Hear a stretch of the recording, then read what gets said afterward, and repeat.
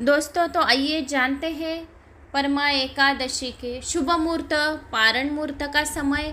और अगर 3 साल के बाद यह व्रत आता है तो कौन सा उपाय करना चाहिए लक्ष्मी प्राप्ति के लिए, इसके बारे में जानते हैं।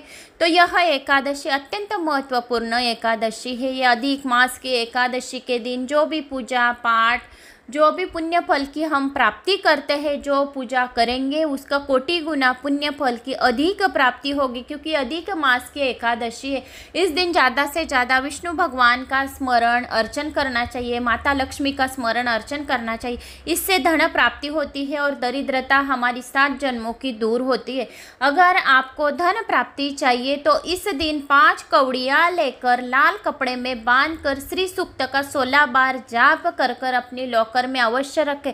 ऐसा करने से धन प्राप्ति के योग बनेंगे और जो भी आपके कुछ कार्य बनने नहीं रहे हैं, बन नहीं रहे, तो वो भी आपके बन जाएंगे और घर में अखंड लक्ष्मी का चिरकाल आपके घर में प्राप्ति होगी। तो आइए जानते हैं कब है अधिक मास की अंतिम एकादशी और मुहूर्त, पारण समय। 3 साल के बाद ऐसा मौका नहीं मिलेगा तो आपको कौन सा उपाय करना है। तो अधिक मास की अंतिम एकादशी कृष्ण पक्ष की एकादशी तिथि को है। इस एकादशी को परमा एकादशी के नाम से जाना जाता है। परमा एकादशी का व्रत हर 3 साल में एक बार आता है। तिरुपति के बालाजी का भी आप इस दिन स्मरण अर्चन कर सकते हैं। परमा एकादशी का व्रत कब है, पूजा मुहूर्त और पारण मुहूर्त का समय। अधिक मास की अंतिम एकादशी कृष्ण पक्ष की एकादशी तिथि को है।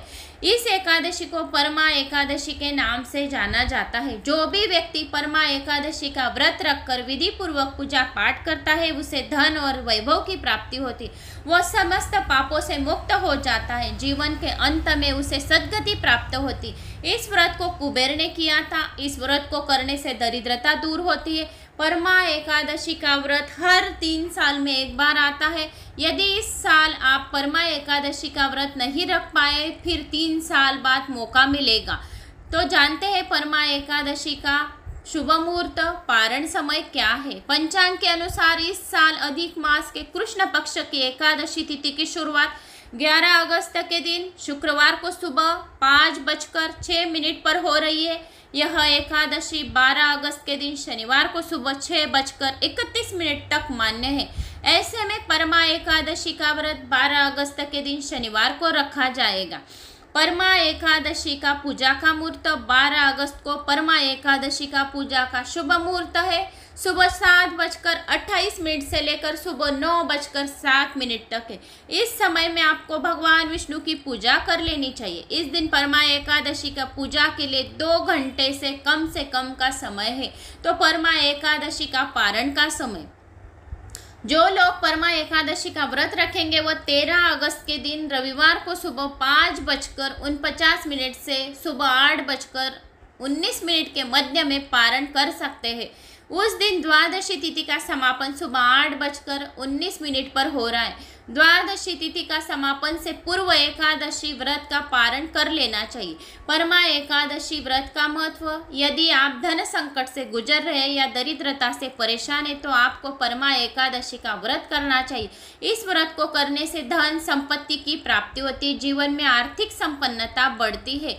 और परमा एकादशी के दिन व्रत रखकर भगवान विष्णु की पूजा करनी चाहिए ताकि उनकी कृपा से दुख दूर हो और पुण्य मिले। उनके आशीर्वाद से व्यक्ति मोक्ष की प्राप्ति होती है। अधिक मास में देव भगवान विष्णु और परमा एकादशी की उनकी पूजा करने से घर में सुख शांति सौभाग्य की प्राप्ति होती है, धन धान्य की प्राप्ति होती है। तो विष्णु भगवान और लक्ष्मी जी के सम्मुख घी का दिया लगाकर विष्णु सहस्त्र नाम का पाठ अवश्य करें और रात में 12 बजे वेंकटेश स्तोत्र अवश्य सुने। ऐसा करने से धन धान्य की प्राप्ति होती है। और इस व्रत कथा को भी अवश्य सुने। तो दोस्तों ये रही सारी जानकारी शुभ मुहूर्त, पारण मुहूर्त की और व्रत कथा की। वीडियो अच्छी लगे तो एक लाइक अभी करें और कमेंट्स भी अभी कर ले ताकि भगवान विष्णु आप पर सबसे जल्दी प्रसन्न हो। कमेंट्स में ओम नमो भगवते वासुदेवाय नमः अवश्य करें। मेरा आत्मविश्वास बढ़ाने के लिए एक लाइक, एक कमेंट्स, चैनल को सब्सक्राइब करें। दोस्तों मेरे YouTube चैनल पर आपका बहुत बहुत स्वागत है। तो आइए जानते हैं कमला एकादशी कब है। तो अधिक मास की ये दूसरी एकादशी है। तो ये दूसरी एकादशी बहुत ही अत्यंत महत्वपूर्ण है। इस एकादशी के दिन इस व्रत कथा को अगर सुना जाए तो कोटि गुना पुण्य फल की प्राप्ति होती है। तो विष्णु के लिए एक घी का दिया अवश्य लगाए। उस दिन विष्णु सहस्त्र नाम का पठन अवश्य करें। वेंकटेश स्तोत्र श्री सूक्त का पठन भी अवश्य करें। तुलसी दल एक दिन पहले ही आप तोड़ ले और एक तुलसी दल से शालिग्राम पर अगर आपने एक तुलसी दल अगर चढ़ाया तो 1 कोटि पुण्य फल का आपको पुण्य की प्राप्ति होगी। तो उस दिन शालिग्राम या विष्णु भगवान को तुलसी दल अवश्य चढ़ाए। अभी हम जानते हैं परमा एकादशी का महत्व। अर्जुन ने कहा, हे कमल नयन, आपने शुक्ल पक्ष की एकादशी का विस्तार पूर्वक वर्णन कर मुझे सुनाया।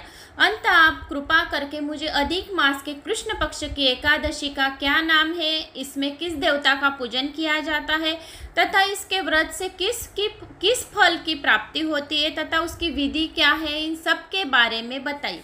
श्री भगवान बोले, हे अर्जुन, अधिक मास के कृष्ण पक्ष में जो एकादशी आती है वह परमा एकादशी कहलाती है। वैसे तो प्रत्येक वर्ष 24 एकादशियां होती है। अधिक मास या मलमास को जोड़कर वर्ष में 26 एकादशियां होती है। अधिक मास में 2 एकादशी होती है जो पद्मिनी एकादशी शुक्ल पक्ष और परमा एकादशी कृष्ण पक्ष के नाम से जानी जाती है। इसके व्रत से सभी पाप नष्ट हो जाते हैं तथा मनुष्य को इस लोक में सुख तथा परलोक में सद्गति की प्राप्ति होती है। इसका व्रत विधिनुसार करना चाहिए और भगवान विष्णु को धूप दीप नैवेद्य पुष्प आदि से पूजन करना चाहिए।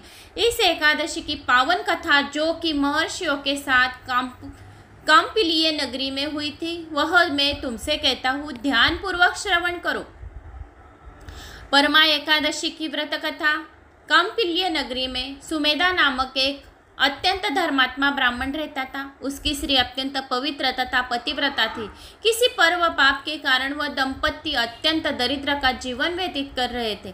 ब्राह्मण को भिक्षा मांगने पर भी भिक्षा नहीं मिलती थी। उस ब्राह्मण की पत्नी वस्त्रों से रहित होते हुए भी अपने पति की सेवा करती थी तथा अतिथि को अन्न देकर स्वयं भूखी रह जाती थी और पति से कभी किसी वस्तु की मांग नहीं करती थी। दोनों पति पत्नी घोर निर्धनता का जीवन व्यतीत कर रहे थे। एक दिन ब्राह्मण अपनी स्त्री से बोला, हे प्रिय, जब मैं धनवानों से धन की याचना करता हूँ तो मुझे मना कर देते हैं। गृहस्थी धन के बिना नहीं चलती, इसलिए यदि तुम्हारी सहमति हो तो मैं परदेश जाकर कुछ काम करूँ, क्योंकि विद्वानों ने कर्म की प्रशंसा की है। ब्राह्मण की पत्नी ने विनीत भाव से कहा, हे स्वामी, मैं आपकी दासी हूँ। पति अच्छा और बुरा जो कुछ भी कहे पत्नी को वह करना चाहिए। मनुष्य को पूर्व जन्म में किए गए कर्मों का फल मिलता है। सुमेरु पर्वत पर रहते हुए भी मनुष्य को बिना भाग्य के स्वर्ण नहीं मिलता। पूर्व जन्म में जो मनुष्य विद्या और भूमि दान करते हैं उन्हें अगले जन्म में विद्या और भूमि की प्राप्ति होती है। ईश्वर ने भाग्य में जो लिखा है उसे टाला नहीं जा सकता। यदि कोई मनुष्य दान नहीं करता तो प्रभु उसे केवल अन्न ही देते हैं। इसीलिए आपको इसी स्थान पर रहना चाहिए, क्योंकि मैं आपका विछह नहीं सह सकती। पति बिना स्त्री की माता पिता भाई श्वशुर तथा संबंधी आदि सभी निंदा करते हैं। इसीलिए हे स्वामी, कृपा कर आप कहीं न जाए। जो भाग्य में होगा वह यही प्राप्त हो जाएगा। स्त्री की सलाह मानकर ब्राह्मण परदेश नहीं गया।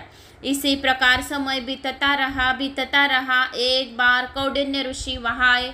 ऋषि को देखकर ब्राह्मण सुमेधा और उसकी स्त्री ने उन्हें प्रणाम किया और बोले, आज हम धन्य हुए। आपके दर्शन से आज हमारा जीवन सफल हुआ। ऋषि को उन्होंने आसन तथा भोजन दिया।